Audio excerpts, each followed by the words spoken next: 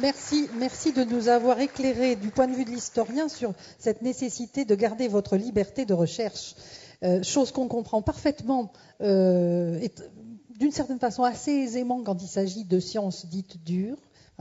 Ceux qui défendent cette liberté, on perçoit assez facilement ce qu'ils veulent dire et parfois c'est beaucoup plus difficile, peut-être parce que c'est une science humaine, peut-être parce qu'on est juste dans le langage, il est plus difficile de comprendre cette nécessaire distance, en tout cas celle que vous revendiquez, entre le travail de l'historien et le travail des juristes, ou le travail du législateur, en l'occurrence, du législateur. Albert Duroy, alors nous avons un code de déontologie, nos journalistes, nous avons une charte, et souvent, peut-être qu'il faut désobéir à nos codes, ou bien faut-il y obéir. Y avez-vous été confronté? Quelles sont les dernières réflexions que, après tout, vous allez certainement m'apprendre sur l'éthique journalistique? Depuis hier soir, depuis le début du colloque, je n'arrête pas de me poser des questions. Je voudrais en aborder quelques-unes. La première est, j'entends des médecins, des chercheurs, tout à l'heure des économistes, à propos des ingénieurs également, des professions qui s'interrogent un peu sur le sens de leur métier, de l'exercice de leur métier, sur leur éthique, sur leur morale, sur leur déontologie. Et la première question que je me suis posée, c'est est-ce que, dans la profession que j'ai exercée pendant plus de 50 ans, est-ce qu'il y a les mêmes doutes? J'ai bien aimé tout à l'heure le professeur d'université qui parlait des ingénieurs et il y avait un de ces transparents qui disait « je suis ingénieur donc je doute », quelque chose comme ça. Le doute, le scepticisme fait partie des qualités professionnelles journalistiques essentielles. Mais est-ce que les journalistes en viennent à s'interroger et à parfois douter de leur métier? Oui et non. Oui aux marges, non dans le cœur de leur métier, ou plus exactement, je connais, pour avoir participé à beaucoup de débats et même écrit quelques livres sur l'information, je connais les reproches que l'on fait habituellement aux journalistes. Les journaux apportent toujours des mauvaises nouvelles.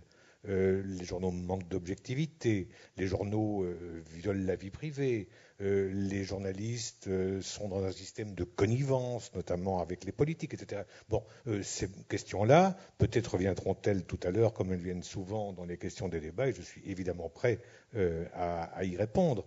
Mais l'interrogation porte moins sur les journalistes et sur la façon dont ils exercent leur métier que sur le système d'information que nous connaissons en France, qui est un pays qui, sur ce plan-là, est un pays très en avance sur beaucoup d'autres. C'est-à-dire, on ne peut pas, quand je me regarde, je me désole, quand je me compare, je me console, comme dit la formule. C'est un pays assez bien noté sur le plan de la liberté d'information. Et pourtant, le système d'information tel que nous l'exerçons en France connaît un certain nombre de vices, et c'est sur ces vices-là que j'aimerais pouvoir intervenir au départ du débat.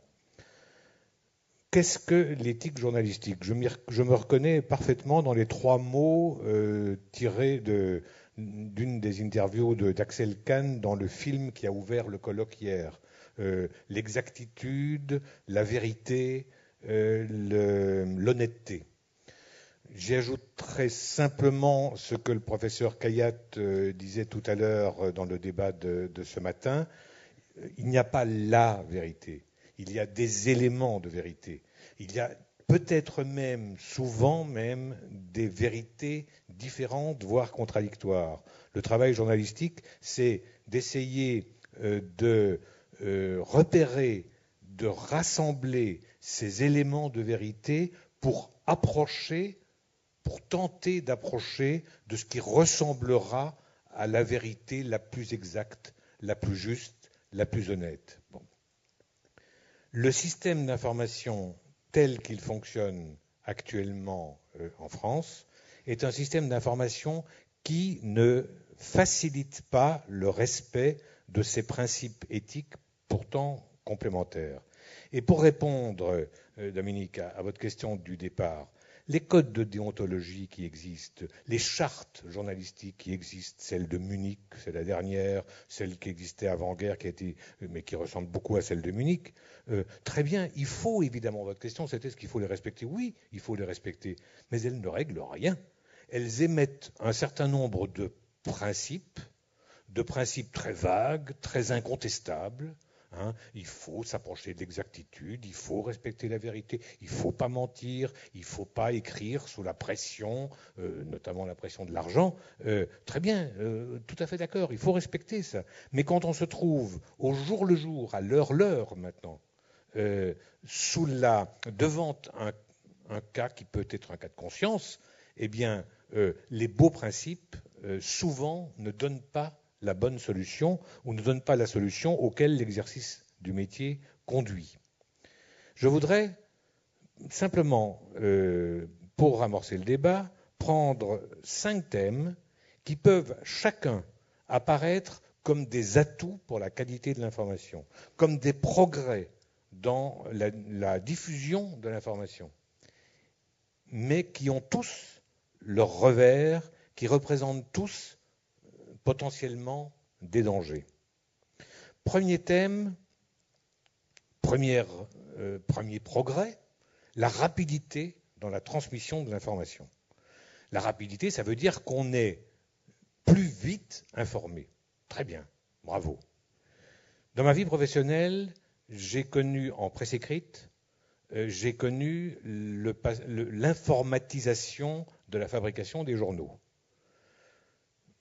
Aujourd'hui, les articles sont évidemment tout de suite tapés sur ordinateur, partent dans un circuit informatique qui conduit éventuellement sans aucun contrôle jusqu'à l'impression et donc jusqu'à la diffusion.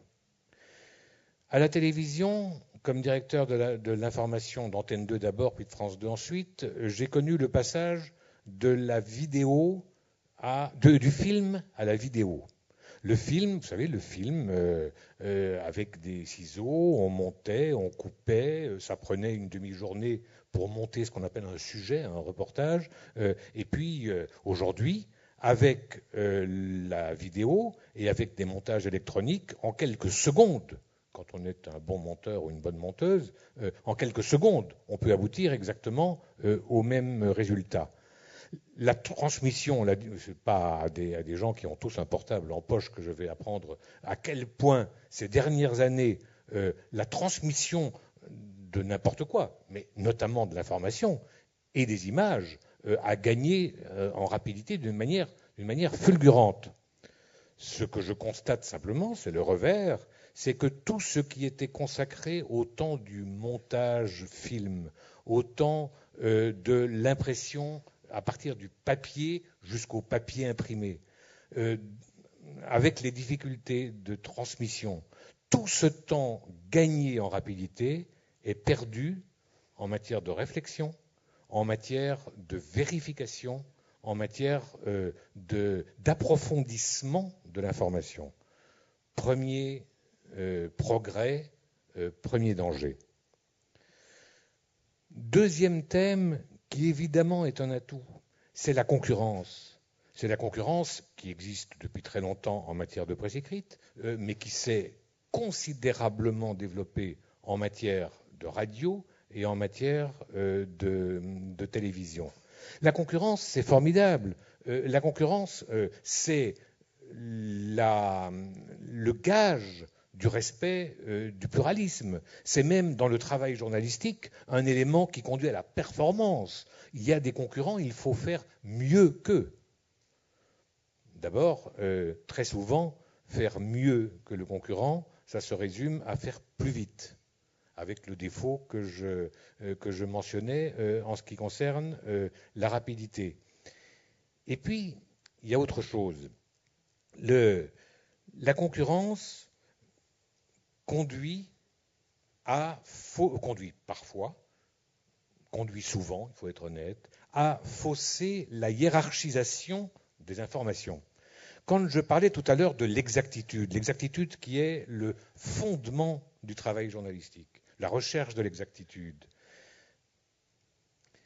Si, dans la masse d'informations, on est évidemment contraint de choisir celle dont on parle et de donner une importance relative à telle information par rapport à telle autre. Normalement, la bonne hiérarchisation, c'est de mettre en valeur l'information que nous estimons, avec notre compétence, j'espère, que nous estimons la plus importante.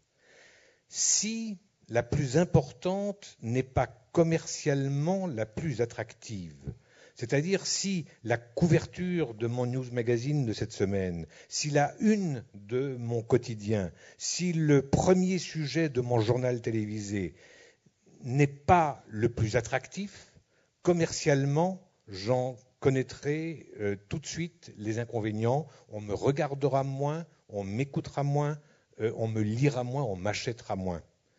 La tentation sera donc de faire passer le plus attractif, le plus vendeur, le plus commercial, avant le plus important. Et là, la concurrence est donc un élément qui fausse la hiérarchisation de l'information. Il ne faut pas oublier qu'il y a un appareil terrible qui s'appelle l'audimat, qui devient de plus en plus répandu et de plus en plus performant, qui mesure 2 minutes par 2 minutes l'audience des émissions de télévision et notamment des journaux. C'est-à-dire que tous les matins vers 9 heures, chaque responsable de rédaction télévisée se retrouve devant les chiffres de l'audience de la veille et peut voir que tel sujet, certes très important, fait fuir, fait zapper, il y a un appareil qui est terrifiant qui s'appelle la zappette, fait zapper et passer de mon journal au journal de mon concurrent. La tentation sera donc commercialement le lendemain de relativiser ce sujet certes très important pour en mettre en vedette un sujet plus attractif.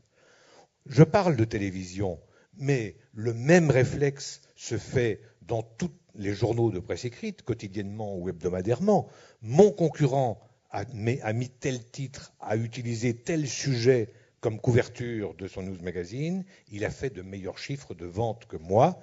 La fois suivante, j'essaierai de retenir la question. Je parlais tout à l'heure de la rapidité du développement de l'offre en matière de télévision. L'existence aujourd'hui, il n'y a pas si longtemps, ça n'existait pas, il ne faut pas l'oublier, l'existence aujourd'hui de chaînes d'information continues, avec des bulletins d'information tous les quarts d'heure, fait que chaque quart d'heure, moi, reporter de terrain chargé de suivre un événement qui se passe, je suis obligé de renouveler ce que je vais dire par rapport au quart d'heure précédent. Et donc, je vais essayer de recueillir des informations et éventuellement, pour avoir quelque chose de nouveau, de ne pas vérifier ce que j'ai obtenu. Et donc, il y a une espèce de processus qui fait que la concurrence conduit parfois à fausser l'exactitude de l'information. Troisième thème, je serai plus bref là-dessus, encore que c'est un thème très vaste, l'image. Il est évident qu'en matière d'information, avec la télévision, avec le cinéma, l'actualité cinématographique d'abord, mais on ne sait plus ce que c'est, avec l'image de télévision, l'image nous apporte un élément d'information très important. Simplement, il faut se souvenir toujours de la célèbre formule de Jean-Luc Godard, ce n'est pas une image juste, c'est juste une image. C'est-à-dire qu'une image, elle est forcément partielle. L'objectif, quel mot épouvantable, de l'appareil de photographie ou de la caméra est orienté dans une direction que l'œil et le cerveau du photographe ou du reporter d'image aura choisi, plutôt que tel autre. Il y a un choix. Donc elle est partielle. Elle est également partielle parce que je l'ai choisie avec ma subjectivité, avec ma compétence, avec mes a priori, mes préjugés. Elle est parfois mensongère. En tout cas, elle est partielle et partiale. Elle est toujours relative. Et puis là aussi, le besoin d'image fausse la hiérarchisation. Un événement se passe d'une manière totalement imprévisible. Il n'y a pas de caméra. Il n'y a pas d'appareil de photo professionnel. On parlera des portables tout à l'heure.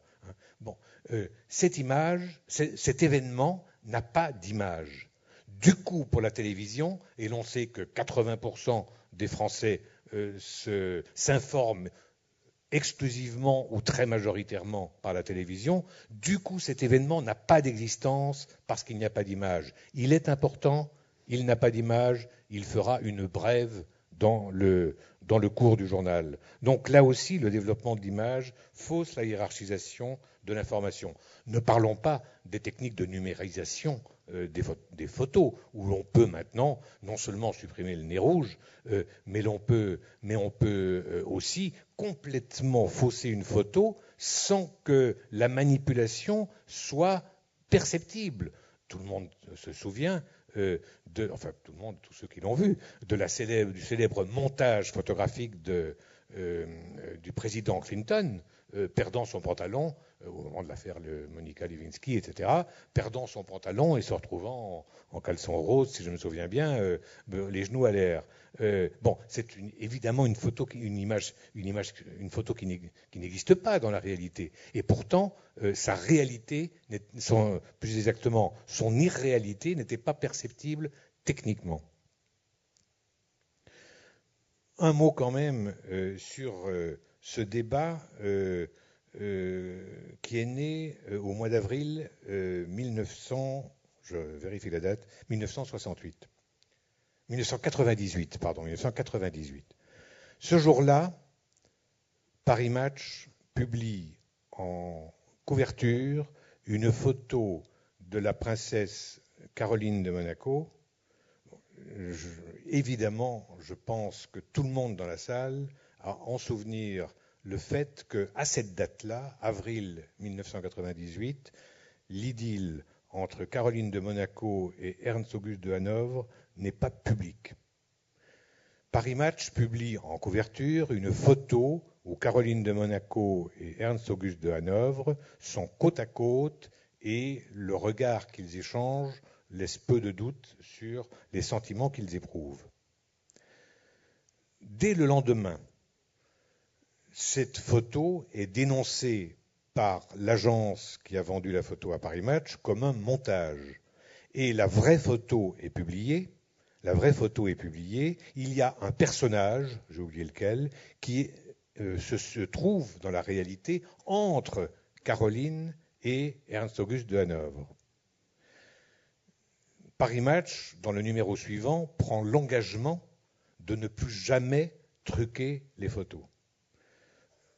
Engagement pas totalement tenu, puisque quelques mois plus tard, il y a une célèbre photo aussi de notre actuel président de la République dans un canot à moteur, montrant un peu quelques bourrelets, les poignées d'amour, comme on dit, et ces bourrelets, dans la vraie photo, ont été gommés pour publication dans Paris Match.